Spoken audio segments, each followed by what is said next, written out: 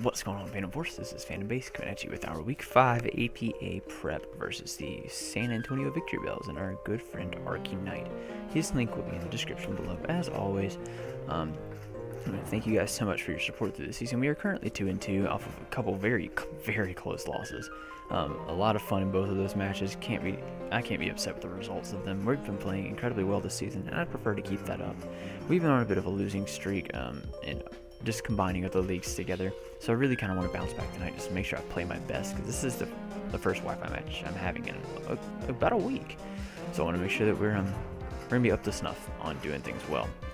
And actually it's been about a week and a half now to think about it, so it might be a little bit rusty, but I do want to bring you guys a quality team prep. And that's exactly what we're going to do here. So his team will pop up right about now. He is rocking Mammoth Swine, Sarina, Mesprit, Salamence, Clefable, Rotom Heat, Empoleon, Mega Beedrill, Porygon 2, Spiritomb, and Primeape. And looking at his team right away, he doesn't have a whole lot of defensive options. He's got Rotom Heat, Empoleon, Porygon 2, and Spiritomb, and I guess Mesprit. Those are pretty decent, but his other Pokemon are superly offensive. But one thing I noticed about them is that 4 of the 5 of his offensive threats are physical. Actually, all of his offensive threats are physical, really. He's got Primeape, Mega Beedrill, Salamence, and Mammoth Swine.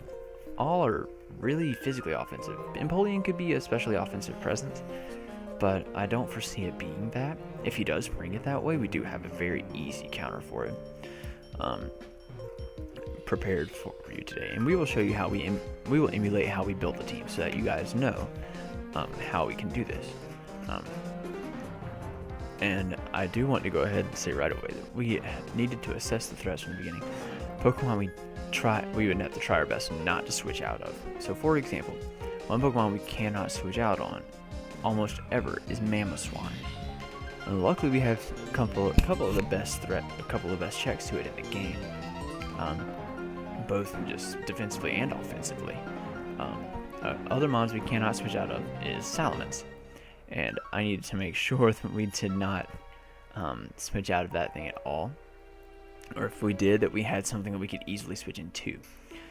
And we do have a defensive core plan that can pivot around his move set, and depending upon what he's got, we can act accordingly. Another Pokemon we really need to make sure we dealt with well was Clefable. Unword Clefable, not a huge issue for us. We don't have a whole lot of setup options. I mean, we do have a lot of setup options. We're not going to be bringing any setup options because of that thing, and also because it doesn't really fit. Like, a setup doesn't really fit us. A defensive issue we're going to have is Porygon 2, but we can easily mitigate that with a few of our mons. And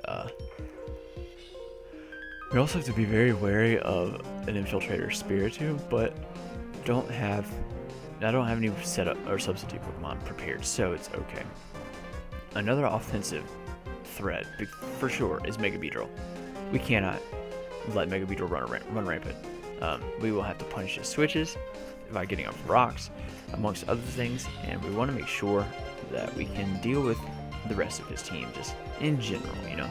So, first thing I thought was, alright, I want a pretty safe switch into Mammoth Swine, into a Salamence that is not packing fire, into a Scarf Salamence, and into Mega Beedrill.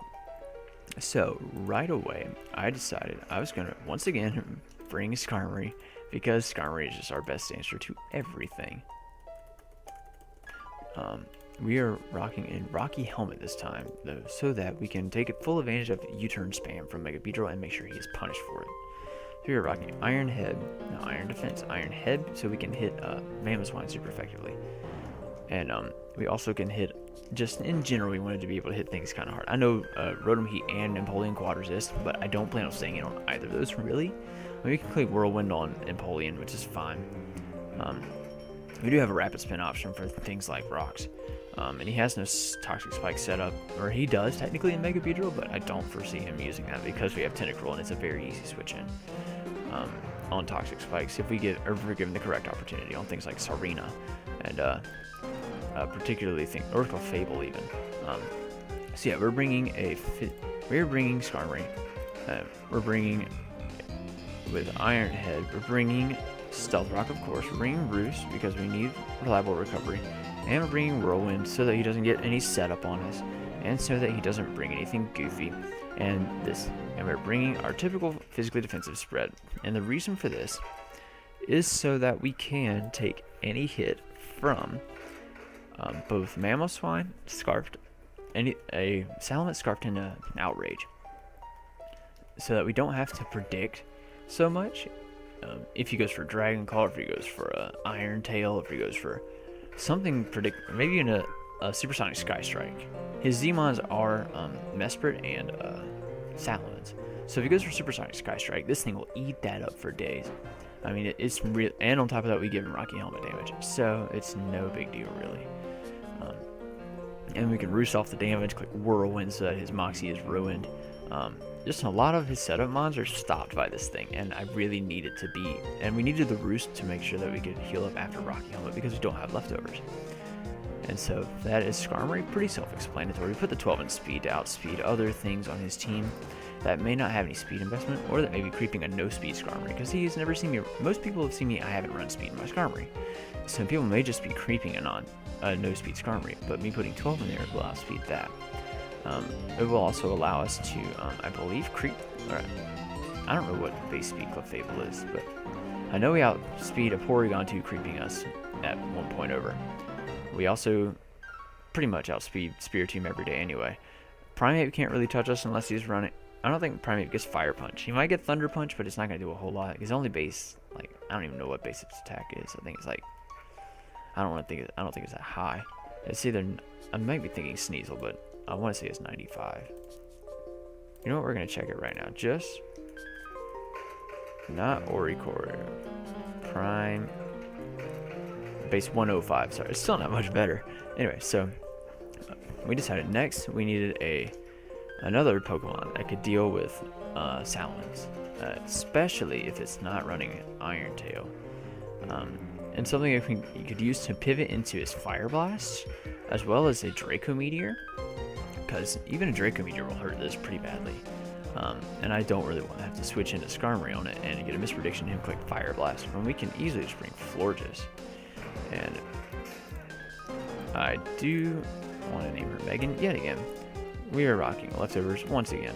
We are running Moonblast, Psychic, Aromatherapy, not Aqua Jet, because you don't get Aqua Jet. If you got Aqua Jet, you'd be busted, even though you have like 2 attack, and Wish. And we're rocking max HP, max defense, 4 special attack. We are running you Bold because, and here's my reasoning for this. 1, we will eat up any special hit, just about. Anyway, base 154 Spit F is crazy. This also allows us to tank most hits from Salamence if they're not boosted. If he brings Corkscrew Crash, we have an easy switch into Skarmory. He brings Inferno Overdrive. This is a pretty easy switch in, as well as our other mon in our defensive set. As I like to do, we bring 3 defensive mons, 3 offensive Pokemon. It's just really, it works well synergy-wise with our team. I was debating between running Toxic or Protect or something else over this, but I decided to ultimately go with Psychic, and the reason for that is because if he switches in Mega Beedrill thinking that I'm not packing a coverage move, we do about 40 to 48% of that thing, which is a huge chunk. So if we can get Rocks up, we can 2-hit kill it with that, and if he doesn't go for Poison Jab, he can't kill us. And on top of that, we can switch into Skarmory easily on Mega Beedrill because he can't touch us, literally cannot touch us. Knock off, nothing, and he might die to Rocky Helmet, who knows. So yeah, that is our Florges. Now, the next Pokemon we needed a switch in to his, we needed to switch into, well, also this thing eats up hits from Rotom Heat for days, just thought you should know. I wanted a switch into another switch into special moves, particularly things from his Clefable. I need to switch into Clefable, I need to switch into Empoleon, I need to switch into Porygon 2, and this Pokemon just kind of fit the bill in general because he had his only dark type is Spiritomb. I don't foresee him switching it in on this Pokemon, especially when we have things like Tentacruel. And we are bringing Squishy back again, once again, and today, people, he's running an Assault Vest. with, I believe, Clear Body? Yes, with Clear Body, we're running Scald, Rapid Spin, Acid Spray, and Mirror Coat. And the reason we're running this particular set, and you're probably going, why aren't you bringing Ice Beam? I don't need this thing. This thing won't live an Earthquake from a boosted Salamence. We are running max HP, we are running 100 in speed, and we are running the rest in Spit F, but we are running a Bold Nature. And it is very interesting because, like I said, a non-boosted Earthquake will kill us, but a non-boosted Earthquake won't kill us from Salamence, but a boosted one will. Mammothwine kills us every day, but we do have easy switching and Skarmory, as well as some other things. But this speed investment allows us to outspeed Adamant max speed Mammothwine, and we do a huge chunk with Scald. We could potentially burn as well, preventing him from killing us, and we can wish into this thing again, or we can wish into it, which is really nice. This also allows us to deal pretty well with a Mega Beedrill that may not be running Drill Run. He may not run Drill Run because we have Skarmory as a switch in. But also it's kind of a failsafe for things like Clefable. I need a switch in for Clefable that prevents it from setting up Calm Mind, so we can click Acid Spray and do more special defense drops and get special defense boosts, which is really nice. We prevent setup. His only switch into me is Empoleon, which if he starts trying to, I don't even know what he would do with Empoleon. But we have some pretty decent switch-ins with things like Floridas. If he's running a physical set, which would be goofy, but if he's running a physical set, we can run a Skarmory and click Whirlwind. There's not a thing on his team that we cannot deal with. Like, his only Pokemon that could potentially deal the most damage to us would be a Primeape, but it would have to be, I think it would have to be Scarfed to deal with our entire team. And I foresee that being an issue. But anyway, this defensive core just synergizes really well. They don't share any weaknesses, which is really nice. And so I decided to go on and move into our next Pokemon. We decided to go into the offensive mons now. And obviously, you guys know I have to bring Victini, because Victini is such a huge threat to everyone's team with its ridiculous coverage and its all-around great move pool. I decided that we were going to bring this particular set this week because I expected him to bring either one of two things: a Scarfed Moxie Salamence or a defensive Salamence with Intimidate. And this is the main reason why I am bringing a Choice Scarf Victini that is special. We're running Blue Flare, Psyshock, Glaciate,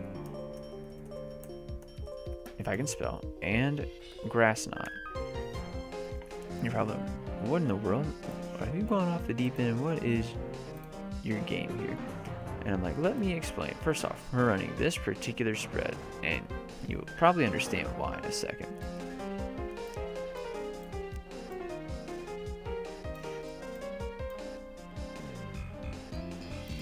And this particular spread allows us to, one, outspeed, max speed, run, and allows us to outrun and max speed Mammothwine, which is perfect, because we need to do that to be able to kill it in one shot with Grass Knot. If he's running a Rendo Berry, so be it. He will kill us, but we do have a switch into Skarmory, which is very, very nice. And any damage on Mammothwine is good damage, but in particular, we didn't want to be forced out by it, which is why we run Grass Knot.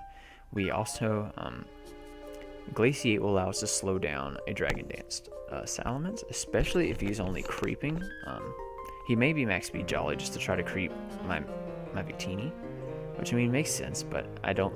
If he's gonna outspeed me, he's gonna outspeed me. I have answers for him that don't rely on him, that don't rely on Victini outspeeding, which is important. Now,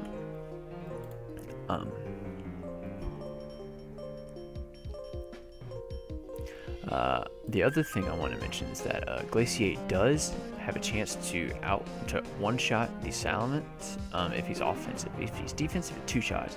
We one-shot Mega Beedrill with Psyshock or Blue Flare, but Psyshock was there in particular for it because we did want to make sure we hit things like Serena and literally just almost anything else with a Blue Flare. It 2-hit kills Spiritomb. Psyshock 1-shots Primeape. Blue Flare obviously I think 1-shots Primeape. 2 shots Empoleon. The only thing we don't 2-shot with any of our moves, unless he's especially defensive, is a Rotom Heat. I think we also two-shot, especially defensive, Clefable with Blue Flare, but once again, we have other answers for that. We don't need to worry about dealing with Clefable with this. Now, our next Pokemon was like, I need to bring some kind of tech, and also need to bring just a super duper threat, and I decided to bring Hydreigon this week. Ruin the Hydreigon is coming back to us again, and we are bringing a Steelium. We are bringing our first Z Crystal of the season. We're bringing Steelium Z with Draco Meteor, Flash Cannon. I believe we're running Earth Power, or Surf, and U-Turn. And we're running Max Special Attack, 236 in Speed, I believe. So we can, and we are running enough, and I think we'll put the rest in what? Fizz Def, yeah. So that we have enough speed to what are we outrunning? We're outrunning Primeape. We're outrunning Max Speed Primeape. And we can kill the Draco Meteor, we one-shot Clefable with Corkscrew Crash, I believe. We also one-shot Mamoswine with Corkscrew Crash. We can two-hit kill Rotom Heat with Surf. We can U-turn out for momentum, obviously. It's just a good time. The speed also allows us to outspeed Mamoswine. It allows us to outspeed Adamant Salamence. It allows us to outspeed Max Speed Rotom. It allows us to outspeed Impult. It allows us to outspeed his entire team that's not Mega Beedrill. And obviously we have our switch-ins for Mega Beedrill, so not a problem. Our last Pokemon I was tossing out for the longest time. I couldn't decide whether I wanted to bring Mega Glalie. I just couldn't decide whether I wanted to bring another defensive mon, perhaps. But I was like, ultimately, we needed some more offense, so I decided to bring Mienshao this week. We are bringing a choice band Mienshao with Reckless. We are running High Jump Kick. We are running Knockoff. We are running Poison Jab. And we are running Rock Slide. And Rock Slide in particular is for things like Salamence, because we are running enough speed to outspeed Max Speed Salamence. And the rest will be going into HP. We do, I believe Oko, if he's not defensive Salamence. Either it's a roll to Oko if he's not defensive. If he's defensive, we still two-hit kill with Rock Slide. We two-hit kill with High Jump Kick, honestly. We obviously one-shot Mega Beedrill with probably Knockoff, to be honest. I think it's a roll to one-hit kill Clefable.